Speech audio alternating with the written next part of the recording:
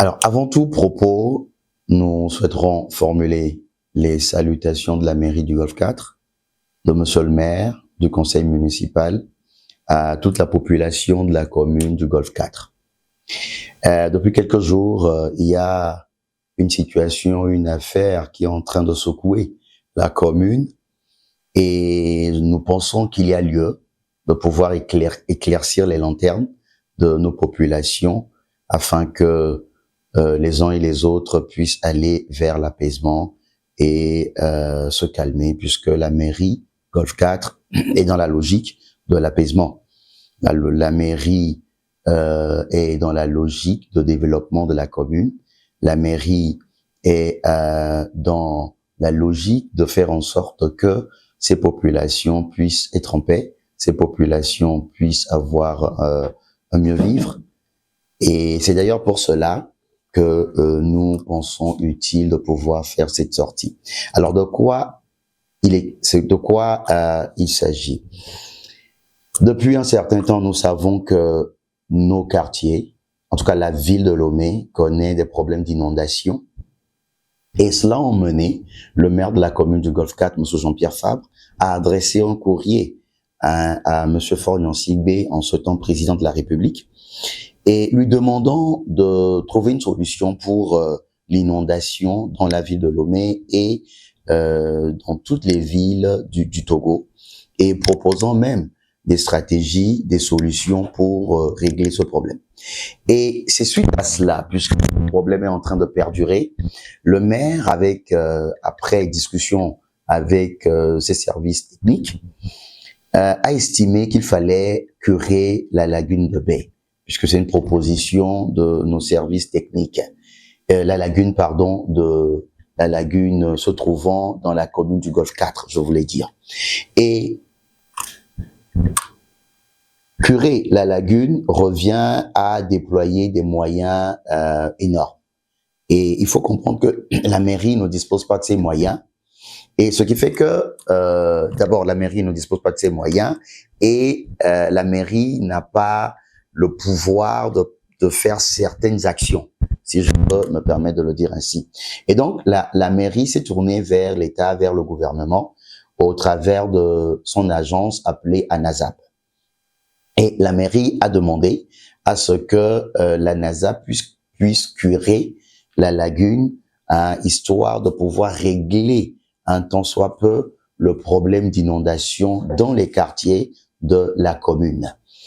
Et ANASAP s'est saisi du projet et ANASAP a trouvé le projet bon et il se disait même que eux aussi pensaient à cela.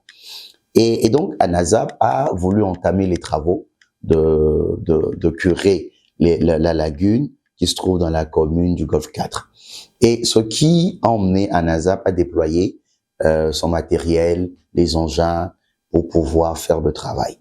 Et une fois sur le terrain, ANASAP a fait comprendre à la mairie que pour pouvoir curer la lagune du côté de la place Bruyère, il faut quand même dégager tous ceux qui se sont installés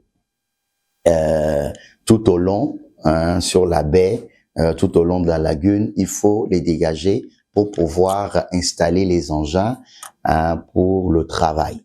Et ANASAP a souhaité que cela se fasse dans les 48 heures, que ces personnes-là qui se sont installées là, ces tenanciers de bar et tout qui se sont installés là, puissent être dégagés. Et le maire a estimé que cela ne peut pas se faire illico presto. Et donc, le maire a souhaité qu'un temps soit accordé à ces populations-là, d'abord afin d'être sensibilisés, ensuite afin de pouvoir prendre leurs dispositions pour pouvoir évacuer les lieux. Et donc, c'est dans cette optique que la mairie a reçu 2 fois de suite les riverains, ceux qui sont en tout cas sur la rue Bruyère, tout au long de la lagune, côté Canal Olympia, en face du marché Ancopé. Et une fois dans les locaux de la mairie, Ils ont été reçus d'abord par le président de la commission des affaires sociales, en la personne de monsieur Simplice Moundé Todi, qui est conseiller municipal, président de la dite commission. Et il leur a expliqué le projet, il leur a expliqué le problème et il leur a expliqué comment la mairie est en train de réfléchir pour voir comment trouver des moyens pour leur permettre, ou des espaces pour leur permettre de pouvoir être délocalisés et continuer leur activité le temps que la lagune soit curée. Et donc, une première fois, ils ont été reçus. Une seconde fois, ils ont été reçus par le maire lui-même. Et cela leur a été expliqué. Ils ont demandé à ce que le maire puisse voir ANASAP pour que ANASAP puisse arrêter le projet. Et c'est de là que la mairie leur a expliqué que, en fait, c'est un projet d'utilité publique. C'est un projet qui, en tout cas, va permettre à ce que les quartiers ne soient plus inondés. Hein, quand nous prenons, par exemple, le quartier de Nikonakwe, dans la commune du Golfe 4, à chaque pluie, je vous assure, ce quartier est inondé. Et donc, c'est sur ce que les discussions ont été faites et les deux parties se sont séparées. Et contre toute attente, nous avons assisté à des vidéos qui ont pullulé, nous avons assisté à des émissions ou écouté des émissions qui ont été faites sur certaines radios où la mairie a été, en tout cas, pris pour cible, la mairie a été attaquée, comme si c'est elle qui est en train de vouloir renvoyer illico presto les habitants, les tenanciers de bars et tous ceux qui exercent des activités commerciales sur la rue Bruyère. Nous voulons d'abord, dans un premier temps, faire comprendre à nos populations que nenni de cela. La mairie n'a jamais voulu renvoyer qui que ce soit. La mairie a voulu tout simplement que la lagune soit curée afin que toute la population de la commune du Golfe 4 et pourquoi pas la population de Lomé puisse au moins être soulagée un tant soit peu de la situation d'inondation. Et l'agence ou le service d'État qui est en mesure de faire ces activités-là, on fait comprendre que ils doivent entreposer leur engin sur la rue Bruyère, au bord de la lagune, pour pouvoir bien faire le travail. Donc, c'est dans cette logique que la mairie a distribué des mises en demeure à ces personnes qui occupent, faut le rappeler, illégalement, la place Bruyère. Et je dis illégalement parce que la mairie n'a jamais donné d'autorisation à qui que ce soit pour s'installer là-bas. D'abord, il y a certains qui se sont installés avant que la mandature passée ne vienne et la mandature actuelle. Et les gens parlent de taxes, qu'ils paient les taxes à la mairie. Il faut que les choses soient, il faut qu'on comprenne les choses. La taxe d'encombrement, c'est ce qu'ils sont en train de payer. C'est une taxe que l'État, le gouvernement a mis en place, en fait, pour décourager ceux qui occupent illégalement les domaines réservés à l'État, les domaines de l'État. Et donc, c'est ces taxes-là que ces populations-là donnent à la mairie. Et c'est la mairie qui a été instruite pour récupérer ces taxes-là. Et donc, qu'on ne pense pas que parce qu'on donne les taxes d'encombrement, donc on a une autorisation pour s'installer. La mairie ne peut pas donner d'autorisation puisque il faut aussi faire comprendre quelque chose à certains confrères journalistes et à nos populations. Il y a ce que nous appelons les domaines de l'État et les réserves de l'État.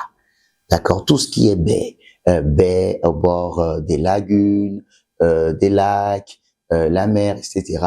Les textes de loi disent que c'est du ressort de l'État. Et donc, la mairie ne peut pas autoriser quelqu'un à s'y installer.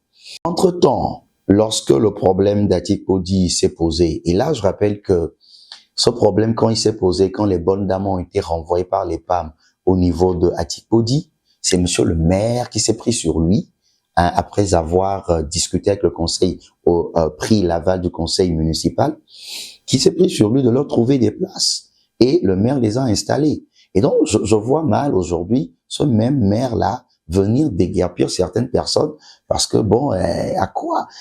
Qu'est-ce que cela lui rapporterait? Et donc, les domaines, ceux-là qui sont installés là-bas, sont installés sur les domaines de l'État, comme je l'ai dit. Et lorsque le problème d'Atikodi s'est posé, le maire donc a installé certaines personnes dans les marchés et après avoir eu l'accord, l'autorisation de l'État, la mairie a installé certaines personnes là sur la rue Bruyère, certaines femmes bonnes dames qui vendent les pastèques, les fruits sur la rue Bruyère.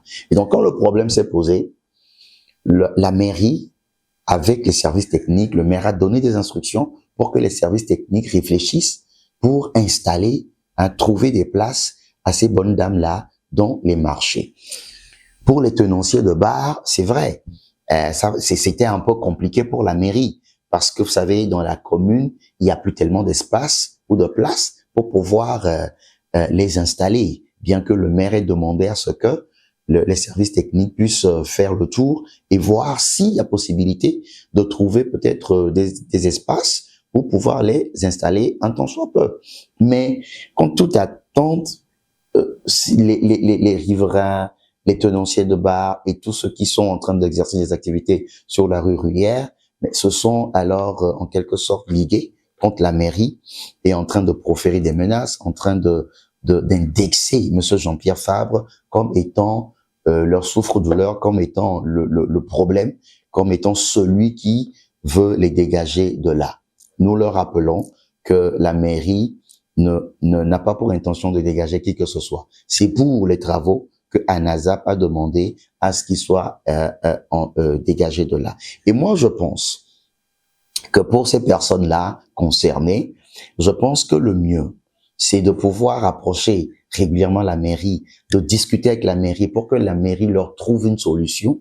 Et c'est mieux que d'aller sur les médias, de charger la mairie, de diffamer la mairie, parce que nous avons entendu certaines personnes parmi les concernés en train de dire que ils ont donné de l'argent à la mairie, ils ont payé pour pouvoir avoir des places et tout.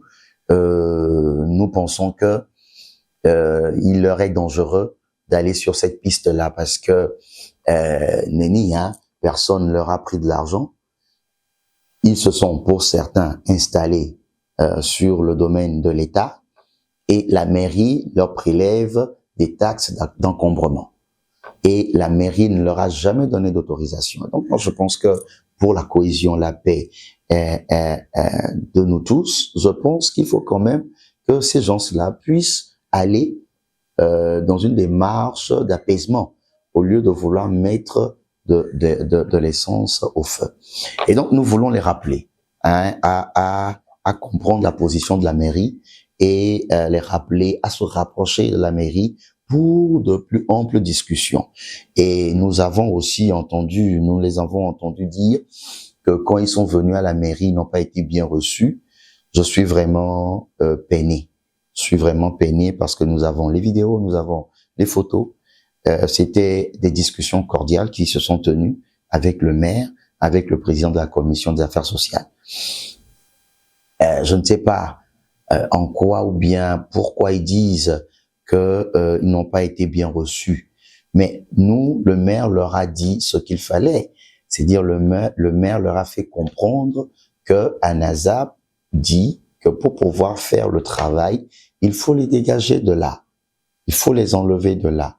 Et maintenant, ils ont demandé à ce que on leur donne peut-être un sursis, un temps pour se préparer. Le maire a dit, OK, je vais voir ce que je peux faire. Et le maire, effectivement, s'est retourné vers ANASAP. Donc, je pense qu'il faudrait pas frustrer les uns. Il faudrait pas que par nos actes, nous nous frustrons. Mais il faudrait peut-être ensemble que nous puissions trouver une solution. Il y a une chose qui est sûre. Ce travail se fera parce que c'est d'ordre public, c'est de l'utilité publique. Et donc, ça se fera.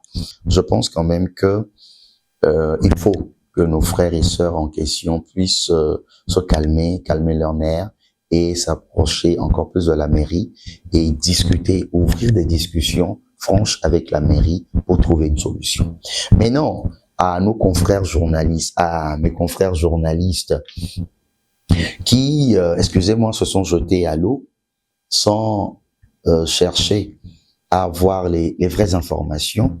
Je pense quand même qu'il est regrettable d'assister à des déclarations, d'assister à des propos, d'écouter des propos venant de leur part qui démontrent une certaine immaturité, excusez-moi, qui démontrent une certaine amateurisme. Et je pense quand même que le noble métier de journaliste nous demande de pouvoir, en tout cas, chercher à avoir plus d'informations, aller dans une affaire vers les deux parties, avoir les informations des deux côtés avant de se prononcer, avant de pouvoir dire quoi que ce soit. Et on a même entendu certains journalistes proférer sous forme de menaces, des menaces déguisées à l'égard de la mairie, et tendant même à aller vers des diffamations. Je pense que la mairie se réserve le droit de porter plainte contre qui que ce soit. Et donc, nous voulons leur exhorter à, en tout cas, aller vers le professionnalisme comme nous le recommande le métier. Et peut-être pour terminer, nous voulons demander à nos frères et sœurs qui sont dans le cas de se calmer et de nous approcher pour d'amples discussions afin de trouver de bonnes solutions qui pourront peut-être les avantager. Et nulle part, la mairie ne leur a jamais dit qu'une fois dégagés de là, ils ne vont plus revenir. Nous ne leur avons jamais dit cela. Et je pense que il serait avantageux pour eux de rechercher plutôt l'apaisement que de vouloir peut-être mettre encore de l'huile ou de l'essence sur le feu. Voilà donc ce que nous voulons apporter comme élément de réponse histoire de clarifier la situation aux uns et aux autres. Merci.